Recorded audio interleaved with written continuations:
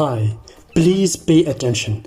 This is a very important video for every electronic technician and engineer. You're going to learn and see all electronic components, names and functions. You're going also to learn how to test using the multimeter all electronic components. We're gonna see two parts in this video. The first part is a theory part. The second part is a practical part. So let's get started with the theory part, but please don't forget to subscribe, share the video and like the video, because your likes motivate me to create more and more videos for you.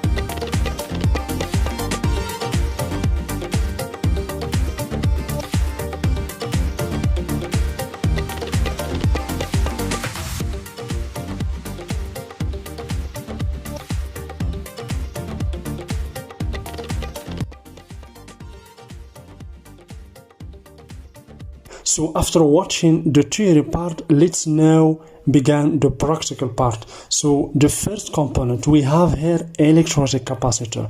Basically the electrolytic capacitor contains two terminals, as you can see. Here we have the negative terminal, and over here we have the positive terminal. We call this capacitor polarized capacitor. So it has some characteristics including voltage and farad. Here we have its microfarad. We have 2200 microfarad and 360 volt. So the maximum voltage for this capacitor is 360 volt. There is basically many dimension and shape in this capacitor. For this, for example, we have 680 microfarad and 220 volt. It has, of course, two terminals, negative terminal and positive terminal. That's why we called it polarized capacitor. So the purpose of this kind of capacitor is to filter the current and to get a continuous current. So depending on the type and the shape and the dimension of the capacitor, the characteristics are changed. For this, for example, we have 1000 microfarad and 25 volt. The maximum voltage is 25 volt. So the second component, inductor or winding, as you can see, basically this is an inductor. It contains basically two inductors, as you can see. We have two colors over here. We have a red color and we have this orange color. Okay, so this is the first inductor. Each inductor has two terminals, and this is the second inductor. So basically the inductors has as a purpose to increase the current in the circuit. Here we have another inductor, as you can see. It contains just one winding or one inductor. Okay, there is many types of inductors. Here we have another inductor. We find basically this kind of inductor into desktop motherboard. Okay, so you can test this inductor using the multimeter, and by choosing the continuity option in the multimeter, you should get a very low resistance or a buzzer in the multimeter. This inductor also we find it near to the processor in the desktop motherboard. Okay, so the inductor has as a purpose to increase the current. Now we have the relay, as you can see. This is the relay. So basically the relay contains 4 pins. 2 pins for inductor, as you can see. We have inductor, and the other 2 pins are basically for a switch. The relay has some characteristics in 10. So the voltage here we have 24 voltage and 10 amps. So this relay transform 24 volt to 240 volt. Okay, so we have another relay here, as you can see. So always you should find inductor and a switch. Here we have inductor, and over here we have switch. Once the inductor receives the power, the switch will be closed. Okay, and then the power will pass from one terminal to another. So the characteristics for this relay, as you can see, is 24 volt and 125 volt. So it transforms 24 volt to 125 volt. Okay, depending on the circuit. Next, we have rectifier, bridge rectifier. Okay, so these rectifiers basically are used in the switch mode power supply. Okay, in order to transform the voltage from alternating voltage to continuous voltage. As you can see here, for the bridge rectifier, it has 4 pins. Okay, so I will show you in the next lectures how to test the bridge rectifier using the multimeter. Don't worry, I will teach you how to test all these components using the multimeter in the next lectures. Next, we have batteries. Okay, so basically for the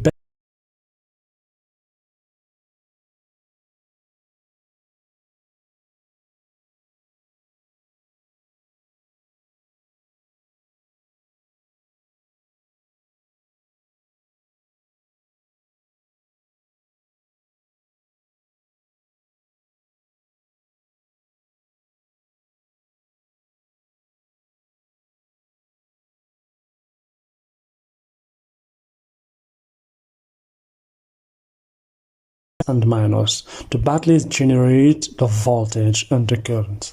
So next we have MOSFETs. Basically this kind of component, it could be a MOSFET, voltage regulators, oscillators, Schottky diode, etc. So we base on the part number above it. Okay, for example, this could be a voltage regulator or oscillator. Okay, but for this one, for example, over here we have two diodes. This is basically the Schottky diode or rectifier.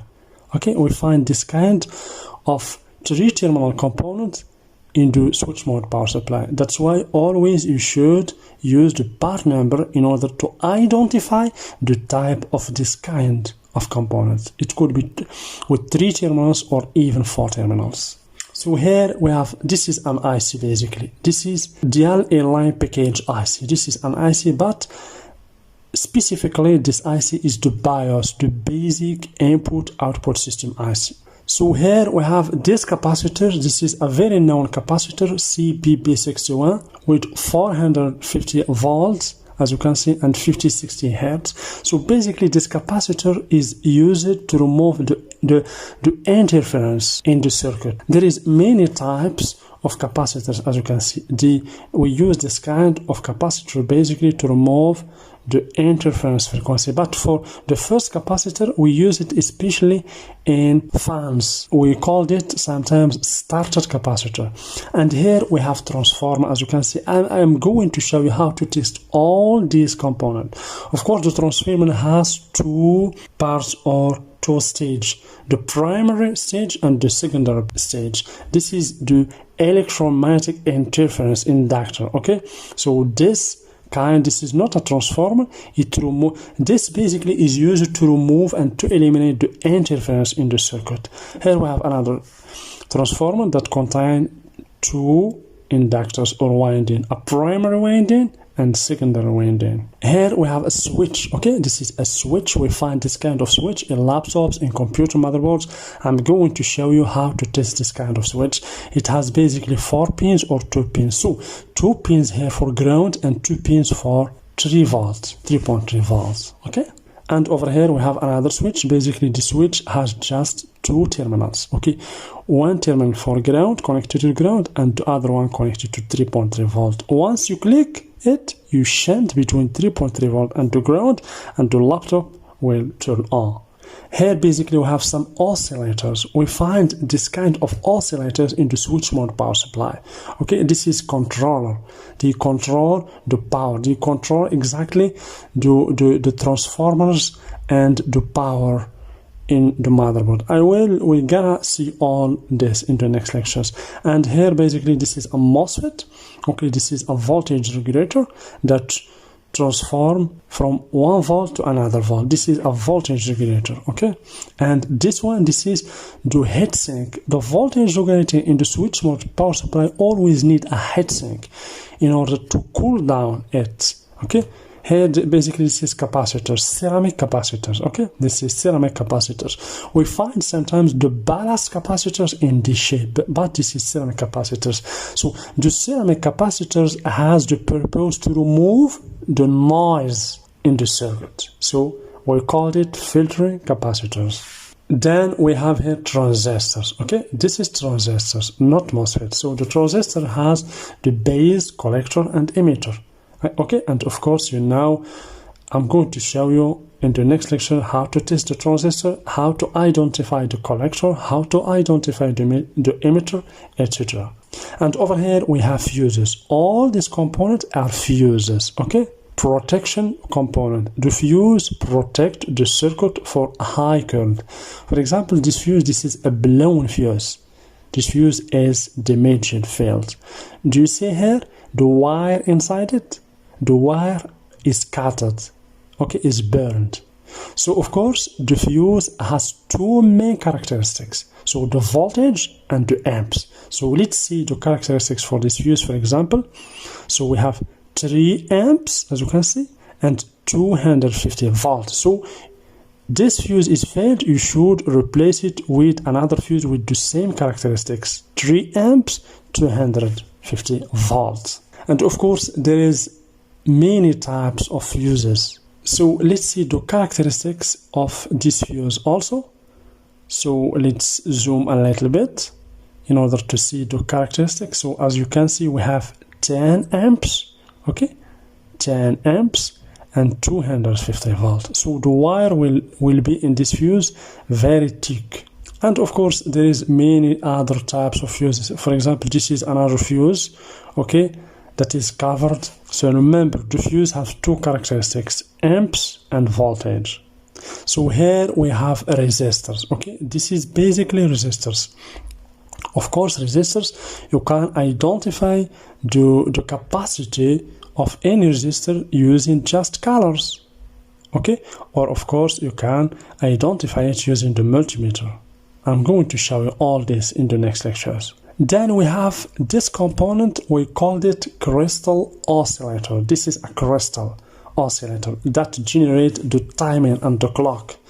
Always will find this kind of crystal oscillator in the laptop motherboard and computer motherboard, near to the clock generator, near to the ICH, to the BIOS, to the Super I/O, etc.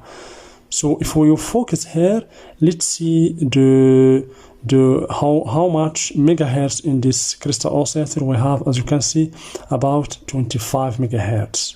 So over here we have electrolytic capacitor or chemical capacitor. This is another type of electrolytic capacitor. We can call it ACMD capacitors. We find this kind of capacitors in the computer motherboard and also in the laptop motherboard, okay? So basically it has two characteristics, the voltage and the unit in farad. For example, this one we have 390 volts microfarad and 25 volts, okay? And of course it has two terminals, negative terminal and positive terminal. Of course sometimes you can find some capacitors with a code on it, just letters. I'm going to show you in the next lectures all about this. So the capacitors, we use it to filter and to make the voltage a continuous voltage. So here we have another capacitor. This is basically a capacitor that is used in the circuit. This capacitor connects the line voltage with the neutral voltage in order to remove the interference in the circuit. So this is basically a CMOS battery, okay? We find many types of battery. For example, for this one, this is for computer. Its reference is CR2032. This is for computer and laptops, okay? This is the code, the part number for this battery. Here we have another battery, as you can see. This is also for laptop. Okay, we have another battery for laptop. And the fourth one is for calculator. So this small component basically is a ceramic capacitor or PF capacitor, picofarad capacitor. We find it everywhere in computer motherboard. This is a very important component that removes the noise in the circuit. So here we have diodes, as you can see. This is diodes, normal diodes, as you can see, with cathode and anode. Okay, as you can see, we have cathode, anode, and here we have the cathode. Okay, so this capacitor lets the current to pass just in one direction from the anode to the cathode. We use often this component to rectify the current and to protect some circuit. Here we have the Zener diode that we use to stabilize the current in the circuits. Here we have cathode, as you can see, Zener diode, stabilization of current in the circuit. So this is another capacitor. We called it tantalum capacitor. Tantalum capacitor. This is basically a polarized capacitor, as you can see, polarized capacitor. Also we use it in everywhere in any circuit in the computer. So here we have another oscillator. Basically this component include inside it two components, an oscillator IC and the MOSFET. We use this kind of IC in the switch mode power supply. This one also in the switch mode power supply. So this one is connected to its heatsink. So the heatsink is very important for this kind of component. So here, this is a very dangerous component. This is a high tension inductor, as you can see, high voltage. Never touch this component. Please pay attention. Never touch this kind of component in the circuit. Okay? Never touch it. This is a high voltage component. We'll find it in television and in some devices. So this component basically, it's not diode, it's not resistor. This is inductor. Okay? You can find this kind of inductor, for example, in computer motherboard or other devices. And here basically we have LEDs. Okay, this is LEDs, light emitting diodes. This is LEDs. I'm going to show you how to test these LEDs, okay, in the next lectures. And of course, next to the LEDs, we have some resistors. You can see ECMD resistors, as you can see. And also we have some transistors and capacitors, serial capacitor, etc. We're gonna study all this. And of course, here we have an IC or regulator IC. So here, this is a very important component that I'm going to teach you. All right. So this is the motor. The motor contains two parts inside it, a rotor and a stator. Okay, so this is the rotor. Okay, here I have plus and minus, two terminals in order to power it. So this is the rotor and the stator inside it. I'll show you how. So here, this is the inside of the motor. So here in this through the rotor, and this is the stator. This inductors means stator, a fixed component and a moving component. I have a video in my channel that explains the motor, how the motor works. So here we have some connectors, as you can see. Okay, the connectors, don't neglect the connectors. The connectors sometimes is the cause of the failure in the motherboard and other devices. So this is a connector with 2 pins, a connector with 3 pins, as you can see. And here we have USB connectors. It contains 4 pins. Okay, 4 pins. So this pin is for 5 volts, minus D data, plus D data, and the ground. Okay, I'm going to show you how to test it using the multimeter in the next lectures. Here we have an on-off button. This is on-off button with 2 terminals. You can find 2 terminals or even 3 terminals. So here we have a selector. This is another switch, but we call it selector between 115 volt and 230 volt. Okay, so this is selector with 2 terminals, of course. You can find others with 3 terminals or even 4 terminals. So here, this is power jack. Okay, this is a power jack. So find this power jack in motherboards. Okay, when this power jack is failed, the motherboard will be a dead motherboard. So there is power jacks with 2 terminals, with 3 terminals. Okay, and here we have the heatsink. So please, guys, don't neglect the heatsinks. The heatsinks has one of the most important role in every device. Without these heatsinks, everything will burn out in the motherboard. The CPU needs heatsink.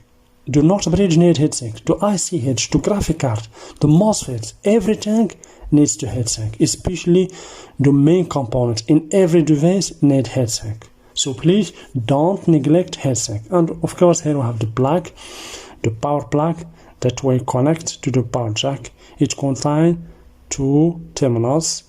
I can show you also, for beginners of course, how to check and how to test using the multimeter this kind of component. Thank you very much, guys, for your interest. Please don't forget to subscribe, share the video for other people like you, and to like the video. Your likes are very important for me because you motivate me with your likes to create more and more videos for you. So don't forget to like the video. And of course, for anyone who wants more content and more advices on how to repair motherboards, don't hesitate to join me on my Patreon page where I'm sharing many other useful information, especially schematics for laptops. So thank you very much and see you in the next video.